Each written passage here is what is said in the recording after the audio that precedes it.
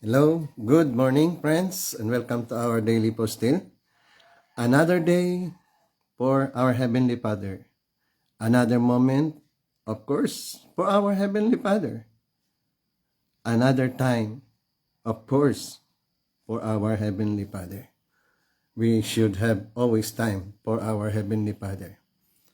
Time is for God. Okay? So my sharing to this morning is about loyalty.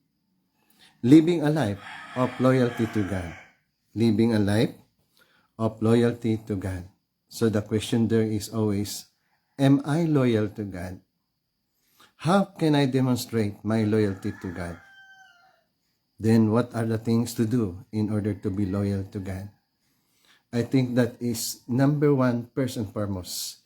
Even in husband and wife, even in friends, even in brothers and sister relationship, even in business partnership, no, even in corporate partnership, loyalty is always our priority, loyalty.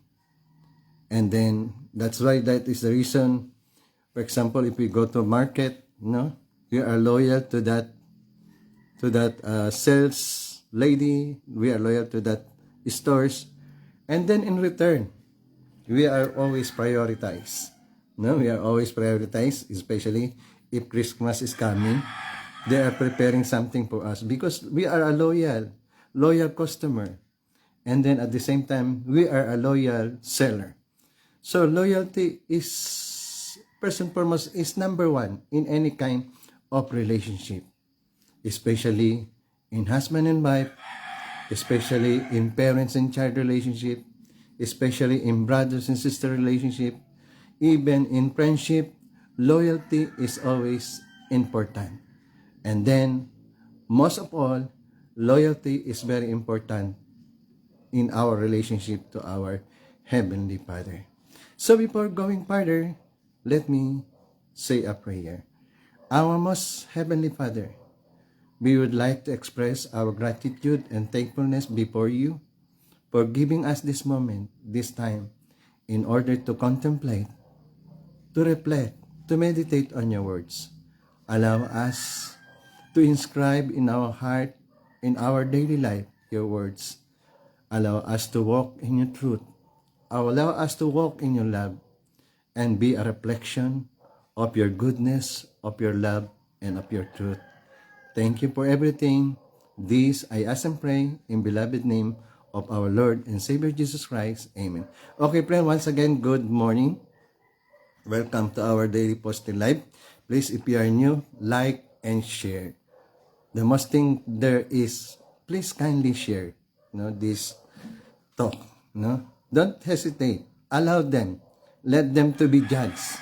Whether my talk is good, whether this message is good, let them decide for themselves.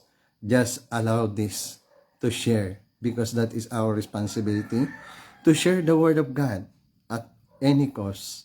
And that means a loyalty to God. When you share these words, this is not loyalty to me, but rather loyalty to our Heavenly Father, loyalty to God. Okay? So, living a life of loyalty to God is very important, a life course. Because in the fallen world, in unworthy life, there are many difficulties. We are going to face many problems, difficulties, storms that will challenge our loyalty to our Heavenly Father. And that is one and first and foremost that God wanted to have in us, our loyalty. And that is the reason in Ten Commandments, number one is love God with all your heart, with all your soul, with all your strength.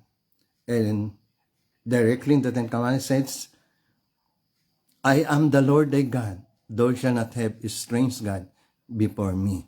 Meaning to say, our worship, our prayer, our direction, our focus in life must be only centered on our Heavenly Father. We have nothing to trust but only our Heavenly Father, especially about spirituality. Especially about spirituality, we have nothing to trust but only our Heavenly Father. And we should not commit the same mistake as the mistake of King Saul. King Saul disgraced from God because of his unloyalty. No? Unloyalty to our Heavenly Father. God gave instruction to Saul, please wait for me. Wait for my instruction. But what happened to Saul? He consulted the Spirit. He consulted the Spirit world. No? He consulted the Spirit world, and that is tantamount of disloyalty to God. Consulting the Spirit world is a disloyalty to God, meaning to say, we have nothing to trust but only our Heavenly Father, our Lord Jesus Christ. Our Heavenly Father and Lord Jesus Christ is enough to help us in our tasks, in performance of our responsibility. So your loyalty means devotion and attendance to our Heavenly Father at all times. First and foremost, our priority is our Heavenly Father. Heavenly Father must be our priority. Then, we should stand firm. Of course, we are going to face difficulty. Of course, we are going to face problem, challenges, but we need to become firm, stand firm. Just like Daniel. Daniel is a high standard of faith, no? High standard of faith that in spite of a threat to life, no? Not only Daniel, but also the disciples, in spite of the threat of the life, they are loyal to our Heavenly Father. They are loyal to our Lord Jesus Christ, no? Even at the face of death, no? Even at the face of death, they become loyal and then singing a song, and then glorifying, sanctifying, and magnifying God at all times. So that means we need to stand firm. And then, being faithful. We need to be faithful to God at all times. And then, trusting God at all times. Just like in the Sea of Galilee, they have our Lord Jesus Christ there in the boat. And then suddenly, there were the stormy weather, but they forget the Lord is with them. The Lord is with them. This implies that whatever difficulties, whatever problems, whatever challenges we have, God, our Lord Jesus Christ, is on our side. It is only a matter of loyalty and trusting our Lord and Savior Jesus Christ in our life course. Loyalty is very important. No? That's why it says, our Heavenly Father saying, I am the Lord thy God. Thou shalt not have a strange God before me. What happened to the Israelite people? They believe in God because they see the miracle. And then along the way, along the course of their faith, they lose their faith. They lose their loyalty to God. They turn to a strange God. They turn to a strange God. And so many times, they demonstrated disloyalty to our Heavenly Father. And that's the heartache of our Heavenly Father. The heart to our Heavenly Father, because being God the Creator, being God the most powerful being, no, beyond the universe, because He is the Creator of the universe. So that means there is no power aside from God. There is no Almighty aside from God. Then, if God is our Father, that means we should not be afraid. And number one, we should always be loyal to our Heavenly Father at all times. Just like Daniel, just like King David. King David at all times are very loyal to our Heavenly Father. And even our Lord and Savior Jesus Christ are loyal to His Father. He says, my words is not mine. Every word that I utter is coming from the one who sent me, from Heavenly Father. So in the same way, we should demonstrate loyalty to our Heavenly Father.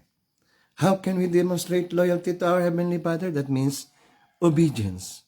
Number one is obedience. The Lord said, if you love me, obey my command.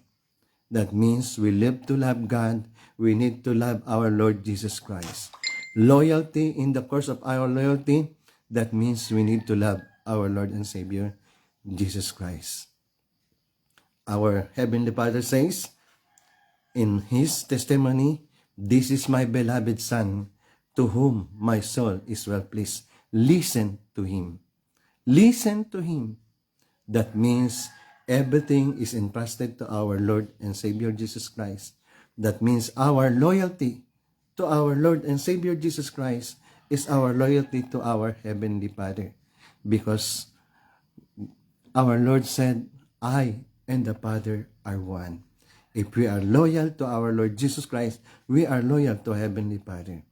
That means whether we are in the front of God, whether we are back to the eyes of God, that means we should be loyal to our Heavenly Father.